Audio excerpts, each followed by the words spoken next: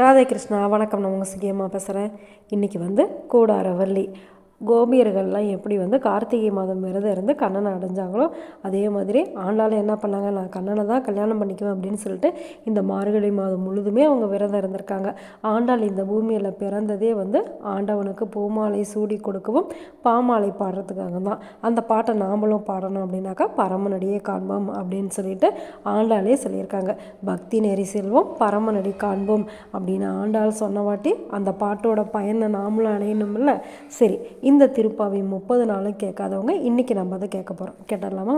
சில்லென்று காற்று மெல்ல வீசும் இளங்காலை, காலை பனியில் பூக்கள் பூக்கும் நேரம், மாடுகள் கன்று குட்டிக்கு பால் கொடுக்கும் நேரம், ஆய்ச்சியர் மத்தினால் தயிர்க்கடையும் ஓசை, கோயில் சங்கொலி நாதம்.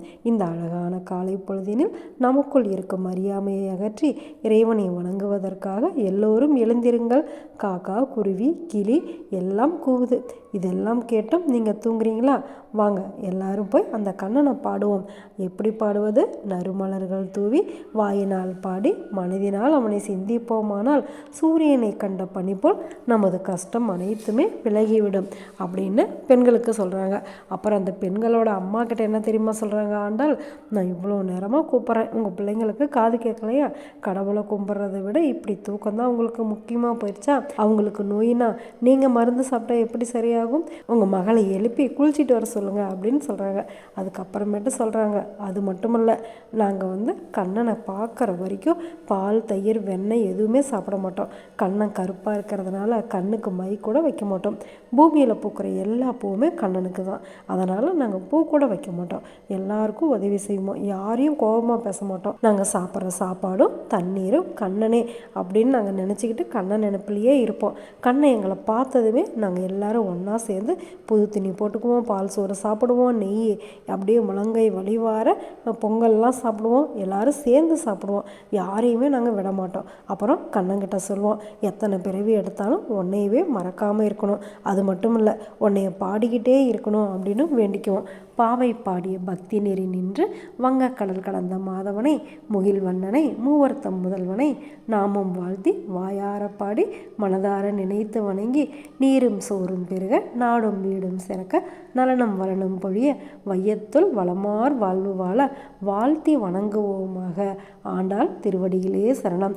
இந்த கூடாரவள்ளி நாளில் நாமளும் நம்மளால் முடிஞ்சதை அடுத்தவங்களுக்கு உதவி செஞ்சோம் அப்படின்னாக்கா ஆண்டாளோட அனுகிரகம் அனைத்துமே நம்மளுக்கு கிடைக்கும். சரி, இப்படி தான் ஆண்டாள் விரதம் இருந்து கூடாரவள்ளி இன்னைக்கு அவங்களுடைய விரதத்தை முடித்து ரங்கமன்னாரை கல்யாணம் பண்ணிக்கிட்டாங்க. ஆண்டாளை ரங்கமன்னாருக்கு கல்யாணம் பண்ணி வச்ச பெரியாழ்வாரே பெருமாளுக்கு எந்த குறையும் வரக்கூடாது அப்படின்னு சொல்லி பல்லாண்டு பாடியிருக்காரு. நாமளும் அந்த பல்லாண்டை பாடிடலாமா? பல்லாண்டு பல்லாண்டு பல்லாயிரத்தாண்டு பலகோடி நூறாயிரம் மல்லாண்ட திந்தோல் மணிவண்ணா உன் செவ்வடி செவ்வி திருக்காப்பு. ஆண்டாள் திருவடியிலே சரணம். ஆண்டாள் பாடின திருப்பாவையை பற்றி தெரிஞ்சுக்கிட்டோம். இப்போ இந்த கூடாரவள்ளி அன்னைக்கு ஆண்டாள் என்ன தெரியுமா சொல்லியிருக்காங்க? 108 பாத்திரத்தில் அக்கார் அடிசல் செய்யணுமா, வெண்ணெய் வைக்கணுமா, வடபத்திர சைக்கு, இதெல்லாம் ரொம்ப ஆசைப்பட்டாங்களா அவங்க.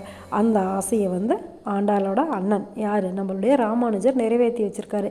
சரி, இப்போ அந்த அக்கார் அடிசல் எப்படி செய்யணும் அப்படின்னு சொல்லி பார்க்கலாமா? எவ்வளோ செஞ்சுருக்காங்க அப்படின்னு தெரிஞ்சுக்கலாமா? 250 கிலோ அரிசிக்கு 120 லிட்டர் பாலாம், 15 கிலோ கல்கண்டாம், கிலோ கணக்கில் முந்திரி பாதாம் திராட்சை அப்படின்னு சொல்லி எல்லாமே சேர்த்து பல மணி நேரம் சுண்ட காய்ச்சி தயாரித்து வைக்கிற அக்கார் அடிசல். அப்படியே எப்படி அந்த அக்கார் அடிசலை கையில் எடுத்தோம்னாக்கா நெய் நம்ம முழங்கை வரைக்கும் வரணுமா, அப்படி ஒரு அக்கார் அடிசல் இருக்கணுமா. அது கூட சேர்த்து வெண்ணையும் வச்சு வடபத்திர சாயி பெருமாளுக்கு நெய்வேத்தியம் செய்வாங்களாம். ஆண்டாளோட இந்த கனவை ராமானுஜர் செஞ்சதுனால ஆண்டாள் ராமானுஜரை அண்ணா அப்படின்னு சொல்லி ஆசையாக கூப்பிட்டாங்களாம். நாமளும் இந்த அக்கார் அடிசலை செஞ்சு பெருமாளுக்கு படைச்சிடலாமா? Okay, bye. ராதே கிருஷ்ணா.